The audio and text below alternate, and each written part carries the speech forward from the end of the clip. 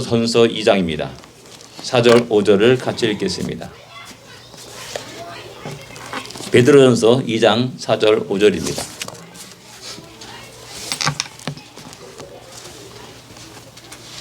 같이 읽겠습니다. 사람에게는 버림받아 되었으나 하나님께는 택하심을 입은 보배로운 산돌이신 예수께 나아가 너희도 산돌같이 신령한 집으로 세워지고 예수 그리스도로 말미암아 하나님이 기쁘게 받으실 신령한 제사를 드릴 거룩한 제사장이 될지니라. 아멘. 예, 거룩한 제사장이 될지니라라는 제목으로 함께 은혜를 나누기로 합니다. 예. 오늘 이 4절 5절은 뭐 기는 것 같지만은 한 문장으로 되어 있습니다.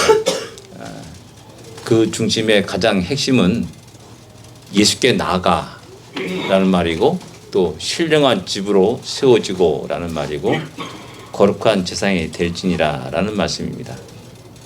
결론은 뭐냐? 맨 마지막은 거룩한 제사장이 되라라는 말입니다. 그건 뭐냐면 하나님께서 우리에게 최종적인 우리를 빚어가신 방향과 결론은 우리로 하여금 제사장이 되게 함이라는 사실입니다. 근데 제사장이 되기까지 과정들이 있습니다. 그 과정이 뭐냐? 제일 먼저 예수님께 나가는 겁니다. 예수님께 나가는 겁니다. 이 말은 예수님께 가까이 다가간다라는 의미입니다. 우리가 하나님의 은혜를 받기를 원하고 또 이 땅에 살아가면서 또 남들보다 좀 크리스찬들이 잘 살아야 되지 않겠습니까? 복받는 인생, 야, 너 예수 믿고 참 너 달라졌다 라는 그런 말을 들어야 하지 않겠습니까? 그런데 우리는 모순된 삶을 살아갑니다. 그것을 마음에 바라고 있고 소원하고 있고 원합니다. 근데 주님께 가까이 나가지 않습니다. 복의 근원이신 주님께 나가지 않습니다. 가지에서 끊어져 가지고 있으면서 아름다운 포도 열매를 맺는다고 하는 그것은 망상입니다.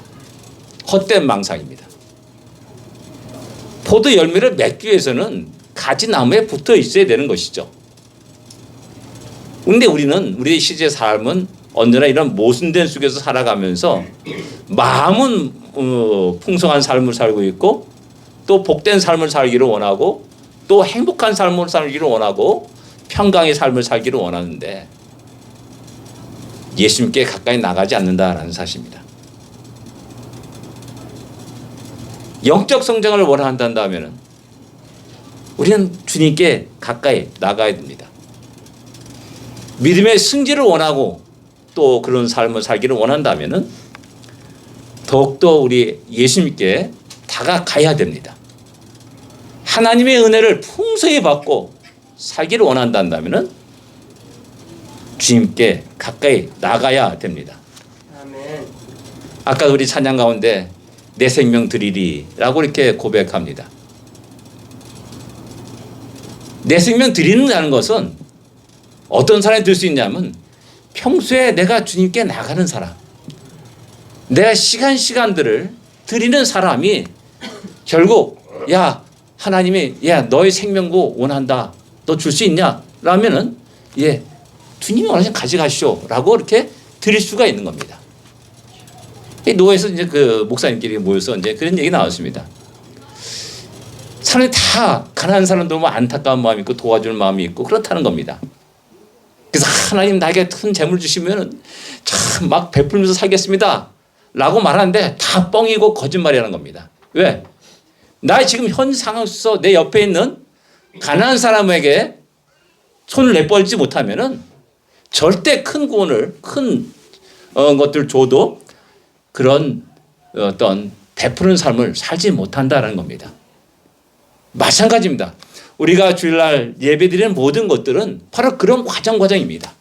이것은 바로 우리가 하나님께 나의 시간을 드리는 겁니다. 나의 시간을 드리는 겁니다. 이 시간이 모이게 되면 나의 인생이 되는 겁니다. 인생이 뭐예요? 결국 나의 생명이 되는 겁니다.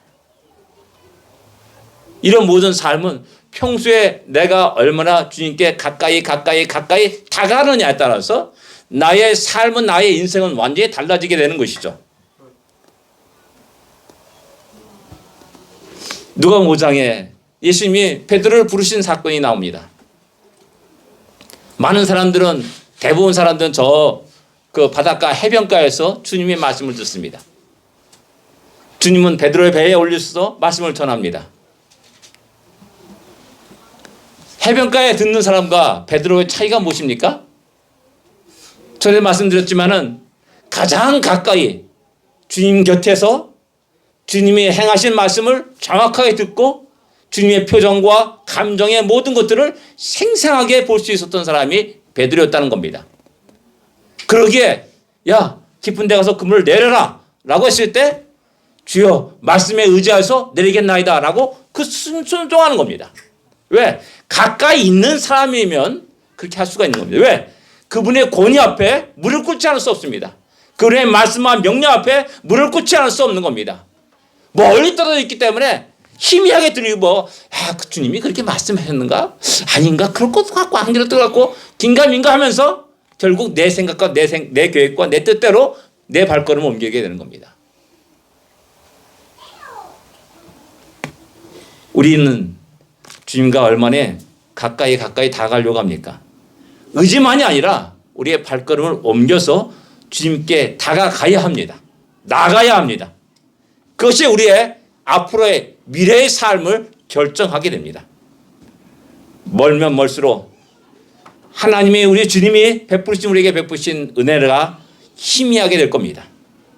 그러나 가까우면 가까울수록, 다가가면 다가갈수록 그 은혜는 더욱더 풍성하게 우리가 실감하고 맛보며 경험하고 만지게 될 겁니다. 그런 사람이 끝까지 주님이 우리에게 주어진 십자가를 짊어지고 나가는 겁니다.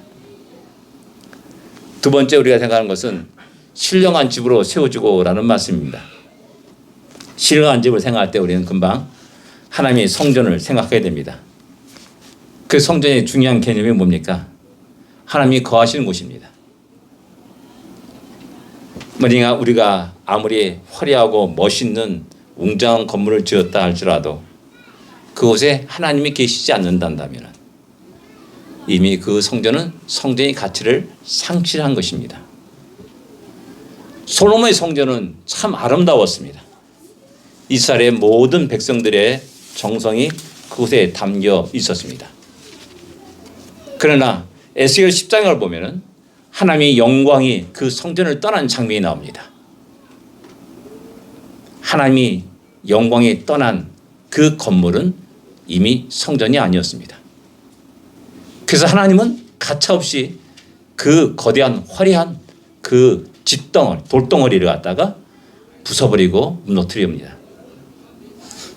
이런 의미에서 신령한 집으로 세워진다라는 이 말은 베드로 사도가 바른 성도들에게 하나님이 영이 거하시는 거룩한 장소가 될 것을 우리에게 말씀하고 있고 촉구하고 있는 것입니다. 사도 바울은 고린도서 13장 10절에 말씀합니다.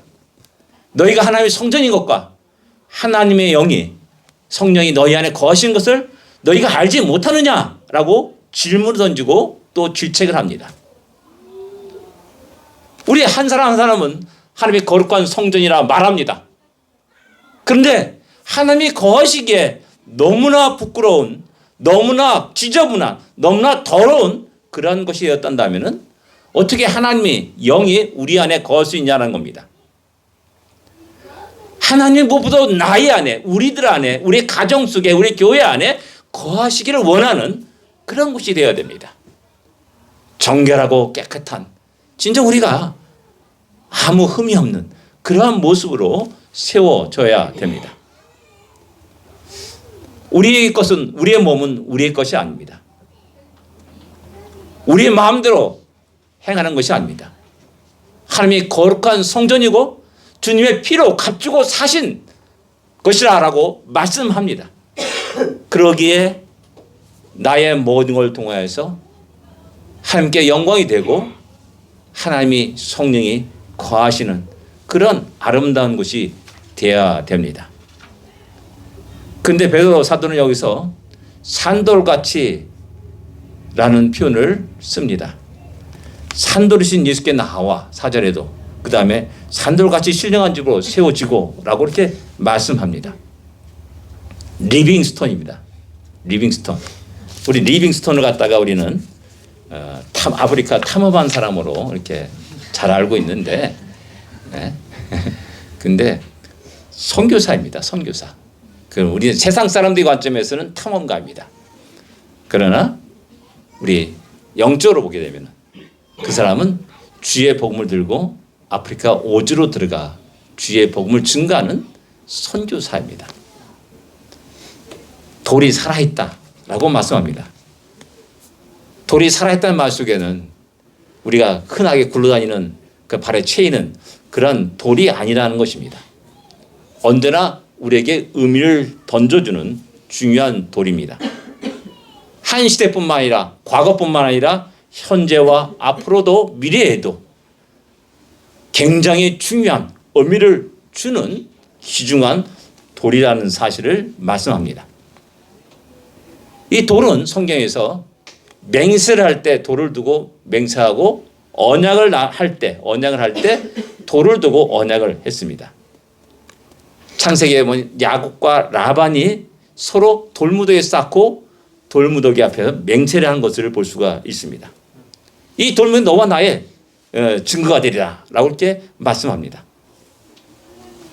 또 야곱이 형 에서를 피해 도망갈 때 잠을 자고 깬 후에 자기가 베고 잤던 그 돌을 세워가지고 말을 합니다. 가나안 정복 때 이스라엘 백성들은 에발산과 그리심산 앞에 모여가지고 축복과 저주를 합니다. 그리고 그 돌에 율법을 새겨서 또 기념하게 합니다.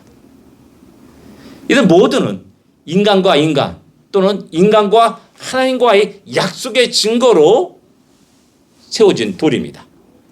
그리고 사람들이 지나가면서 한 걸음 지나가면서 돌아올 때마다 그 돌을 볼 때마다 그 언약을 기억하는 겁니다. 그 약속을 기억하는 겁니다. 결코 의미 없는 그런 돌이 아닙니다. 끝없이 모든 세대 속에서 말씀하시는 살아있는 돌이라는 사실입니다. 또 돌은 하나님의 놀라운 기적과 이적을 증거하는 돌입니다. 이스라엘 백성들이 요단강을 건널 때 하나님은 그 물속에 있는 12개의 돌을 가지고 와서 길갈에 세우게 합니다. 그 돌은 다른 돌과는 화학 성분을 보게 되면 똑같은 돌일 수도 있어요. 그러나 하나님의 기적을 경험한 이스라엘 모든 백성들에게는 다른 돌입니다. 전혀 다른 돌입니다. 왜? 그들은 우리가 하나님의 놀라운 능력과 권능으로 이 요단강을 배를 타고 건넌 게 아니라 마른 땅을 건넜구나 라는 사실을 증거하는 증거의 돌인 겁니다. 여리고성도 마찬가지입니다. 여호수아는 여리고성을 무너뜨리고 나서 이 여리고성을 다시 건축하는 자는 저주를 받을 것이다 라고 선포를 합니다. 그래서 그 여리고성은 오랜 시간 동안 수백 년 동안 그 돌무더기가 그대로 남아 있었습니다. 어느 누구도 그 여리고성을 다시 쌓으려고 시도를 하지 않았습니다. 그것은 바로 하나님이 행하신 크고 놀라운 일들을 드러내는 증거의 돌이기 때문에 그렇습니다. 또 다른 것은 제사를 위해서 단을 쌓을 때 그 돌이 사용되었습니다.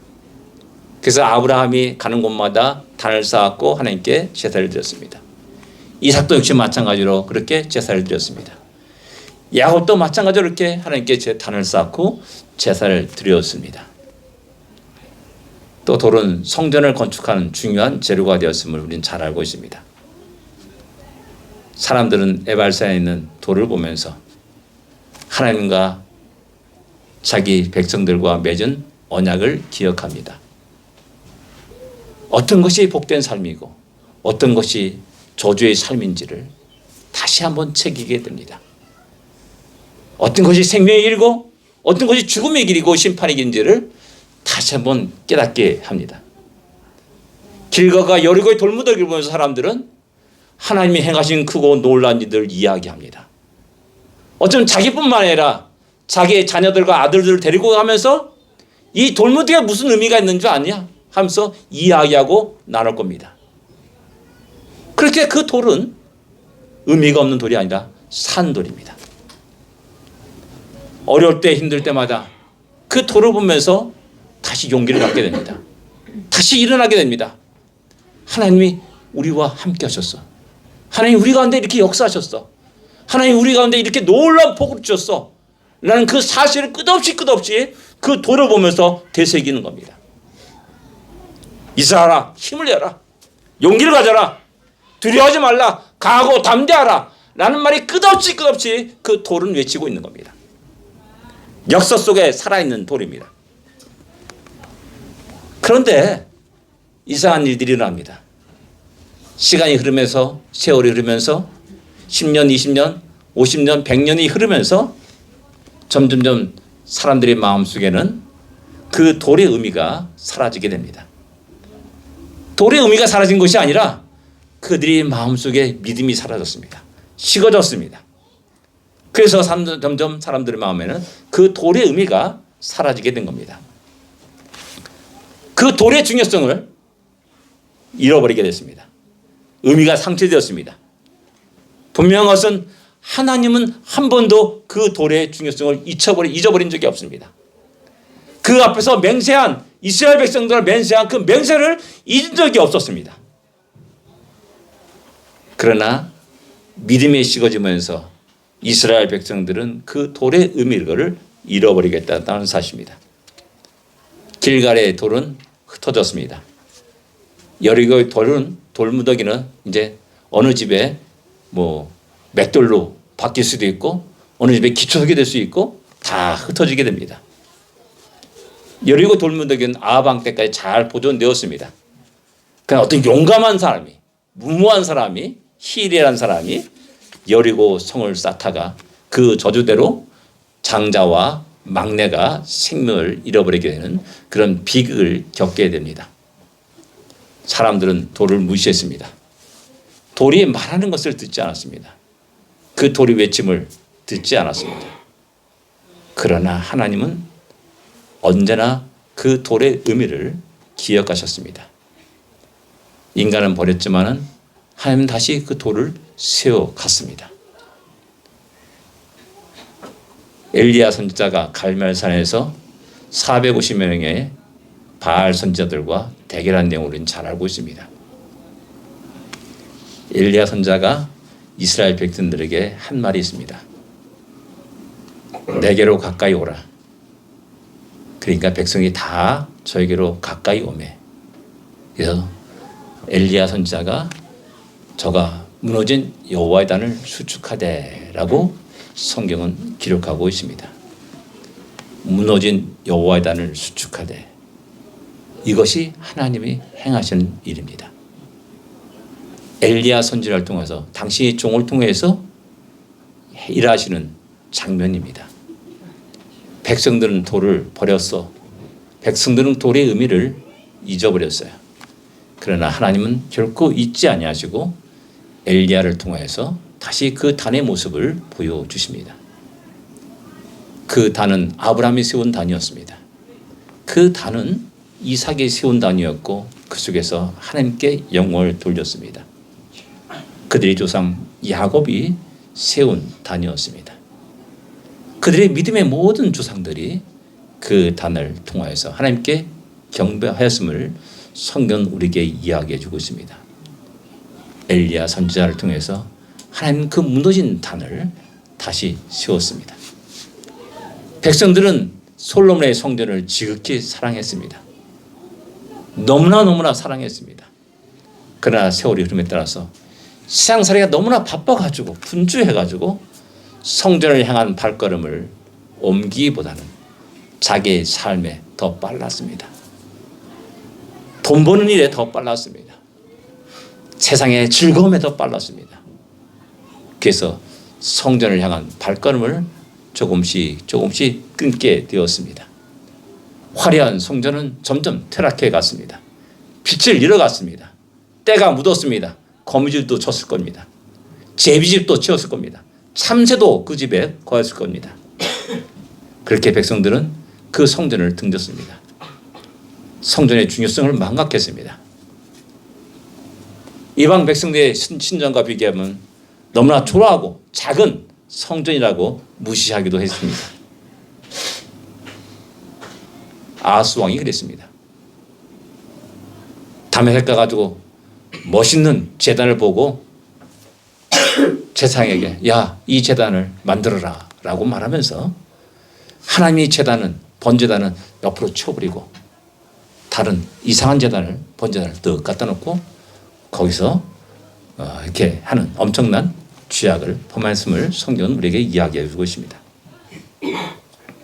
그러나 하나님은 다시 당신의 백성들을 그 성전에 불러 모았습니다. 이것뿐만 아닙니다. 만왕의 왕이신 주님이 당신 자신들의 메시아가 이 땅에 내려왔습니다. 그들의 삶의 곁으로 찾아왔습니다. 근데 사람들은 그 분을 배척했습니다. 그분의 귀중함을 전혀 몰랐습니다. 그분의 입에서 나오는 하늘나라의 그 복음을 듣지 않았습니다. 그분 앞에 엎드리지도 않았습니다. 온갖 조롱과 멸시를 쏟아부었습니다. 십자가에 못 박으라라는 외침도 서슴없이 했던 사람들입니다. 그러나 하나님은 우리 주님을 부활시켰습니다. 그리고 성전의 기초석으로 삼으셨습니다. 교회의 기초로 삼았습니다. 신앙생활에 우리의 반석이 되게 하셨습니다. 영원히 살아계셔서 지금도 여전히 우리에게 말씀하시는 산돌이 되셨습니다. 그 산돌 주님 안에는 영원히 지워지지 않는 하나님과 우리와의 약속이 있습니다. 구원의 약속입니다. 수고하고 무녀 다 내게로 오라. 내가 너를 쉬게 하리라 라는 말씀입니다. 믿으라. 그럼 너와 내 집이 구원을 얻으리라. 난 그 약속이 주님 안에 있습니다. 산돌이신 주님 안에 있습니다. 그 안에 그 산돌에는 하나님이 영원히 변하지 않는 너무나 풍성한 사랑이 담겨 있습니다. 그래서 주님은 우리 하나님은 당신의 사랑을 이 십자가를 통해서 확증하셨다라고 말씀하고 있습니다. 어떤 죄를 지었든지 관계없습니다. 용서하시는 우리 하나님이심을 갖다가 우리에게 말씀하십니다. 예수님 안에 하나님이 행하신 크고 놀라운 기적이 우리에게 말합니다. 그 놀라운 기적이 우리를 살렸습니다. 상상해 보십시오. 저는 제가 종종 얘기하지 않습니까? 난 절대 죽을 때까지 교회 안 다니겠다고 다짐했던 사람입니다. 젊은 시절에. 그래서 제가 예수 믿었어요. 나를 완전히 180도 변화시킨 겁니다. 이런 경험이 있기 때문에 여러분들에게 이야기하는 겁니다. 그런 체험이 있기 때문에 이야기하는 겁니다. 산돌이신 주님을 만났습니다. 그분의 은혜가 얼마나 큰지 놀라운지를 저는 너무나 많이 경험합니다. 그러기에 이야기하고 말하는 겁니다. 예수님은 하나님께 나가는 유일한 길임을 우리에게 말하는 산돌이십니다. 아멘. 다른 일로서는 구원을 받을 수 없습니다. 아멘. 오직 우리 주님밖에 없습니다. 아멘. 이런 주님처럼 우리가 신령한 집으로 세워져야 된다고 말씀하는 겁니다. 아멘. 그건 뭐냐면 하나님은 우리를 통해서 하나님의 그 영원한 사랑이 약속이 드러나기를 원하십니다. 우리를 통해서 나를 통해서 하나님이 행하신 크고 놀라운 기적의 역사를 갖다가 보여주시길 원하는 겁니다. 그래서 우린 자식에게 말해야 됩니다. 하나님이 살아있어? 나를 봐 라고 말할 수 있어야 됩니다. 너가 나의 옛 모습을 알고 있지 않느냐? 나의 변한 모습도 알고 있지 않느냐? 내가 어떻게 이렇게 변할 수 있느냐? 하나님이 아니면 알 수 없어. 아멘. 라고 말할 수 있어야 됩니다. 그것을 위해서 우리가 신령한 집으로 세워줘야 됩니다.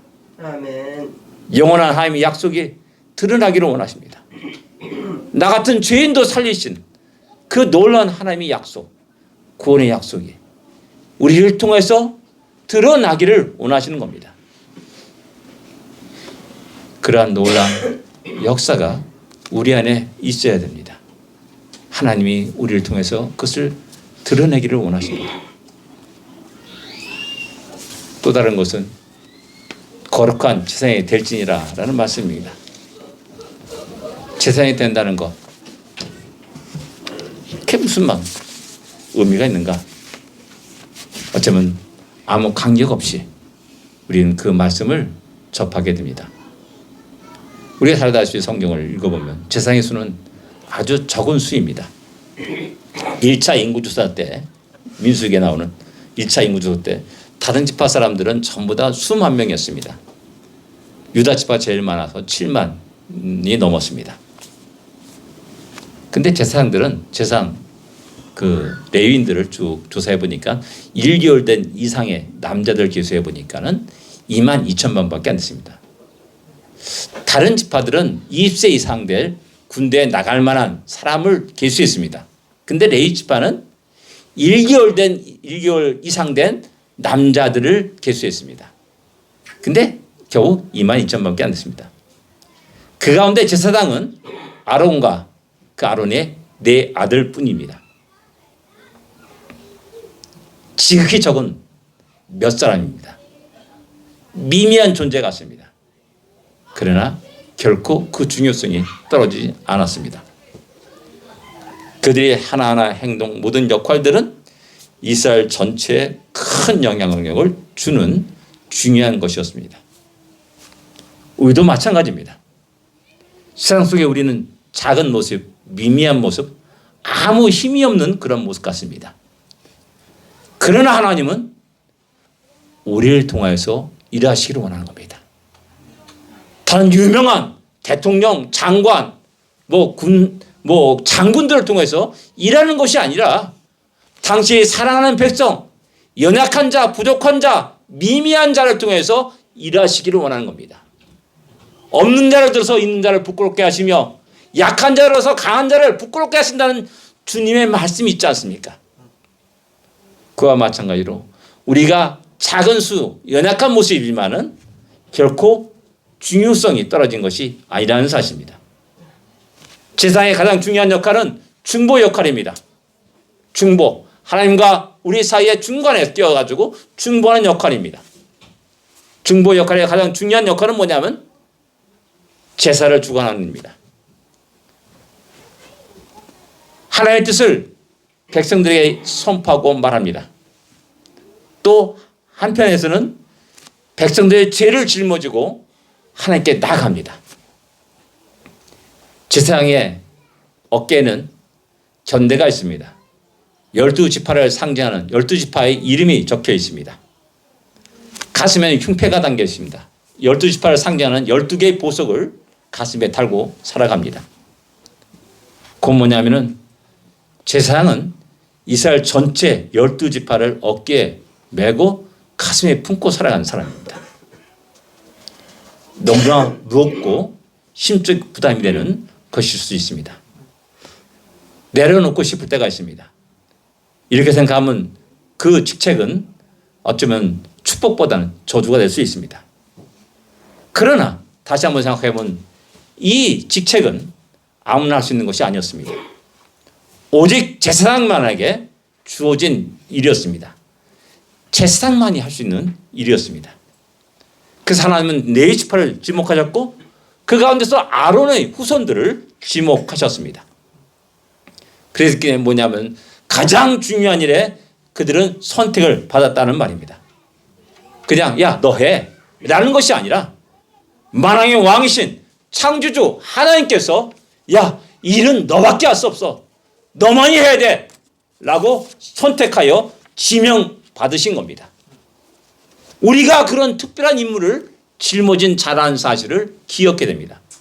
그러기에 세상이 되지니라, 세상 나라가 되리라 라는 이 말씀은 이것은 너무나 크고 놀라운 은혜가 되는 겁니다. 이것을 아는 자는 기뻐하고 감사합니다. 이것을 아는 자는 오직 하나님께 몰두하고 하나님께만 영광을 돌립니다. 이스라엘 민족을 그렇게 세우셨습니다. 세계 모든 민족의 지상나라가 되게 하시다 라고 말씀합니다. 우리 주님은 세계 모든 인류의 대상이 되셨습니다. 그분은 세상의 모든 인류의 영혼들을 가슴에 품고 어깨에 메고 가는 겁니다. 오늘날 우리에게 그 사명을 주셨습니다. 그 사명이 뭡니까? 우리에게 주어진 한 영혼들을 짊어지고 가슴에 품고 살라는 말입니다. 베드로사는 거룩한 대상이 되라 라고 우리에게 말씀합니다. 가장 영광스러운 일에 선택을 받은 자라는 사실을 다시 한번 깨닫고 우리들의 남은 생애가 그렇게 드려질 수 있기를 간절히 소원하고 기도합니다. 기도하겠습니다.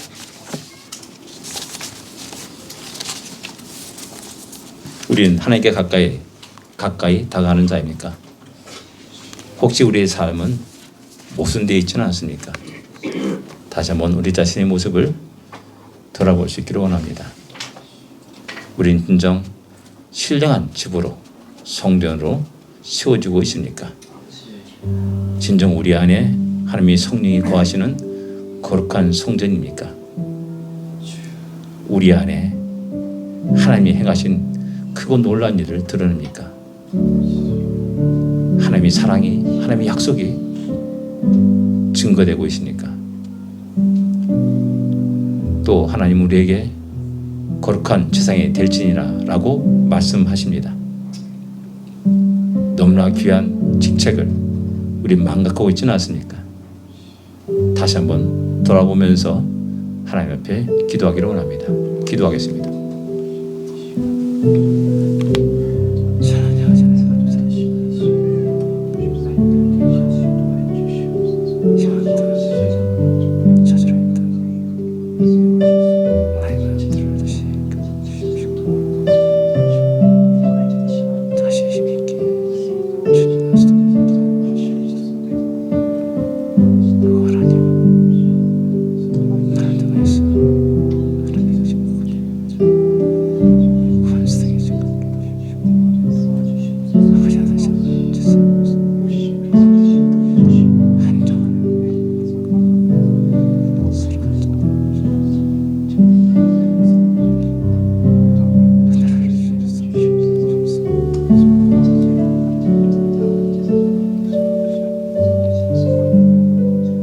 하나님 감사합니다.